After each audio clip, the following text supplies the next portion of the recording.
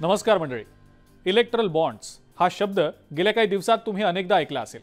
हेच erectile bonds किंवा निवडणूक रोखे मोठ्या प्रमाणावर खरेदी करणारी एक व्यक्ती समोर आलेली आहे. या व्यक्तीचे 100 पेक्षा जास्त कंपन्यांशी कनेक्शन आहे आणि मिळालेल्या आकडेवारीनुसार त्यांनी आतापर्यंत तब्बल 1368 कोटी रुपयांचे इलेक्ट्रल बॉन्ड विकत घेतले.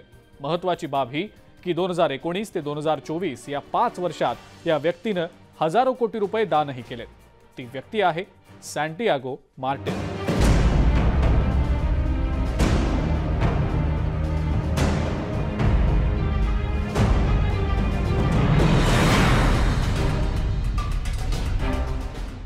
सॅन्टियागो मार्टिन, कदाचित हे नाव तुम्ही पहिल्यांदाच ऐकलं असेल, पण आज देशभरात हे नाव गाजतंय.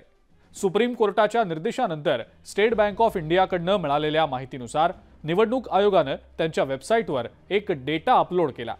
14 मार्चला अपलोड केलेल्या या माहितीमध्ये future gaming and hotel services private limited या कंपनीने 1368 कोटी रुपयांच्या निवडणूक रोख्यांची खरेदी केल्याचं दिसून आलं. याच कंपनीचा मालक आहे सॅन्टियागो मार्टिन. सॅन्टियागो मार्टिन लॉटरी किंग म्हणून देखील ओळखला जातो.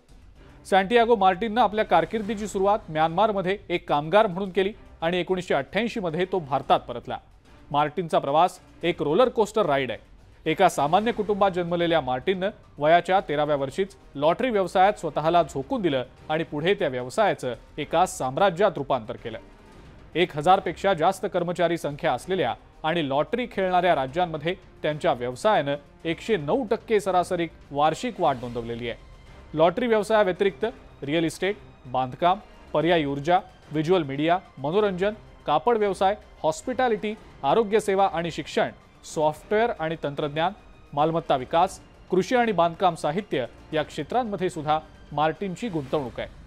मार्टिनची future gaming and hotel services ही कंपनी जी सर्वाधिक इलेक्ट्रल बॉन्ड्स डोनर म्हणून समोर आलेली आहे, ती कसिनो, इलेक्ट्रॉनिक गेमिंग सेंटर्स आणि इतर प्रकारच्या गेमिंग आस्थापनांसह गेमिंग सुविधा पुरवते. मार्टिन ग्रुप ऑफ कंपनीचा संस्थापक आणि अध्यक्ष या नात्याने सॅन्टियागो मार्टिन आणि त्यांच्या कंपन्यांना अनियमिततेच्या आरोपांमुळे अनेक वर्षांपासून कायदेशीर तपासण्या आणि अनेक वादांनाही सामोरं जावं लागलंय. कंपनी 2022 आणि 2023 मध्ये सीबीआय, ईडी आणि इन्कम टॅक्स विभागासह अनेक तपास यंत्रणांच्या स्कॅनर खाली आहे. मार्टिन ग्रुपचे व्यवसाय, त्यापैकी प्रमुख व्यवसाय म्हणजे लॉटरी ऑपरेशन्स. त्यांची company Martin lottery agencies limited ही भारतातील विविध राज्यांमध्ये विविध अशा लॉटरी योजना चालवते. लॉटरी व्यवसायाला कायदेशीर लढाया आणि अनियमिततेच्या आरोपांसह अनेक वर्षांपासून नियामक आव्हानं आणि वादविवादांचा सामना करावा लागला. त्यांच्या लिंक्डइन प्रोफाईलनुसार लॉटरीच्या खरेदीदार आणि विक्रेत्यांचं नेटवर्क संपूर्ण भारतात पसरलंय. इलेक्ट्रल बॉन्ड्स खरेदीदार कंपन्यांची यादी समोर आल्यानंतर अनेकांचे डोळे पांढरे होण्याची वेळ आलेली आहे. हा व्हिडिओ तुम्हाला कसा वाटला ते आम्हाला कमेंट्समध्ये नक्की कळवा.